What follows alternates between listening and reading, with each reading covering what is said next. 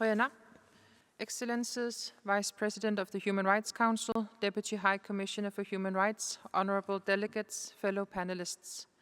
I want to start by acknowledging this important day for Inuit in Kalaallit Greenland, my own homeland, where the Danish state is today issuing an official apology to the women and girls who were fitted with IUDs in the 60s and 70s without their consent. As a global society, we stand before a challenge that no country, no nation or people can solve alone. Climate change has resulted in damages to our Earth and our human rights that will be difficult to reverse. Indigenous peoples are disproportionately affected by an intersection of pressures, of which climate change is just one. The human rights of Indigenous peoples, as enshrined in the UN Declaration on the Rights of Indigenous Peoples, must therefore be front and center in any mitigation or adaptation measure. Indigenous peoples hold knowledge, worldviews, cosmovisions, and approaches to solving some of these pressures and challenges. Last year, as we just heard, Indigenous peoples from all 7 sociocultural regions gathered for a summit issuing the Indigenous Peoples' Principles and Protocols for Just Transition. I recommend to read and implement these important protocols, which address some of the historic and continuing injustices and inequities resource extraction bring. As stated in the protocols, the right of self-determination is the prerequisite for the enjoyment of all other rights, including the right to give free, prior and informed consent prior to the approval of any project. Excellencies, the extractive industries bear with them an infamous track record of human rights violations. Exploration, mapping of resources, lands and territories, reporting back to colonial powers, arriving on Indigenous peoples' lands, extracting minerals, oil, gas, most often without the free, prior and informed consent of Indigenous peoples. The current system continues to contain systemic inequities. It fails to uphold the rights of Indigenous peoples, to ensure benefit sharing and full and effective participation. It often leaves environmental disasters in the hands of the peoples of the land. We all know history and we all know the system. And today, we also know that more than half of the known deposits of so-called critical energy transition minerals are on or near the lands of Indigenous peoples. Therefore, we must be careful in choices of words and approaches. Justice. Justice for whom? Transition. Transition to and from what?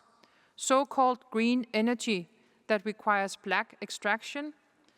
Last year, I had the honor of serving as one of 2 Indigenous members of the UN Secretary-General's panel on critical energy transition minerals, delegated by the UN Permanent Forum on Indigenous Issues. The panel was fast-working and included a diversity of members from producer states, industry, and NGOs. The panel's report includes as a first principle that human rights must be at the core of all mineral value chains. To implement this principle and the other principles agreed upon, a shift in paradigm is needed across the extractive and energy industries. We must ensure global standards for transparency, accountability, and anti-corruption that specifically address the rights of Indigenous peoples. It can only be done through multilateral and international collaboration. Extractive industries operate on a global scale, and all value chains must be addressed and underpinned by good governance globally. This requires to change decision-making processes to fully uphold the rights of Indigenous peoples and to implement the right of self-determination in benefit sharing, investments, finance, and trade. It also requires to increase circularity and reuse of materials. The panel put forward actionable recommendations to establish a high-level expert advisory group to accelerate implementation of the principles, a global traceability and transparency and accountability framework, as well as a global mining legacy fund. I call on the UN to ensure that Indigenous peoples take direct, full and effective part in establishing these initiatives. Failing to address, redress, and repair the continued violations of the rights of Indigenous peoples from extractive industries will reproduce the systemic injustices that we are gathered to address here today. I see it as urgent that a global and UN-led process is initiated to further qualify and strengthen the focus specific to Indigenous peoples in addressing exactly a just transition to sustainable energy transitions systems, including in relation to critical minerals. Numbers from UNCTAD are clear. The need for minerals critical to energy supplies in the shift away from fossil fuels will increase incomprehensibly in numbers. And a focus on justice in this process, as put forward by the UN Secretary General, is both correct and urgent. The obligation to obtain the free, prior, and informed consent of Indigenous peoples is an obligation that all states, regional and local governments, and businesses must uphold. This is a right underpinning self-determination. How to implement the right of free, prior, and informed consent of Indigenous peoples is unclear to many, and we must work collaboratively to further qualify how the rights of Indigenous peoples are implemented across all chains of extractive industries, trade, and benefit sharing.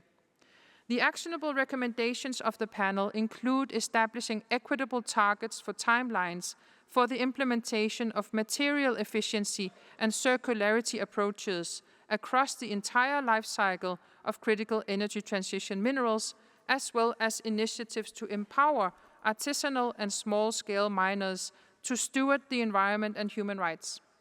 Indigenous peoples around the world are already stewards of both the environment and human rights, and hold invaluable knowledge that must inform these processes. Implementing these actionable recommendations must therefore happen with Indigenous peoples at the table. In conclusion, I wish to highlight traceability and accountability as necessary measures to improve and underpin sustainability. Our Indigenous sister in Belize must know where the components she is buying for solar panels for her community are produced, by whom and with what minerals extracted where. Were the Indigenous people's rights violated in the chain of production of these panels? My own community in Galashiit Nunat, Greenland, must be sure that components for the hydropower plants are gathered from materials that emerged by fully upholding the rights of Indigenous peoples of the land they stem from. We must aim high in our standards.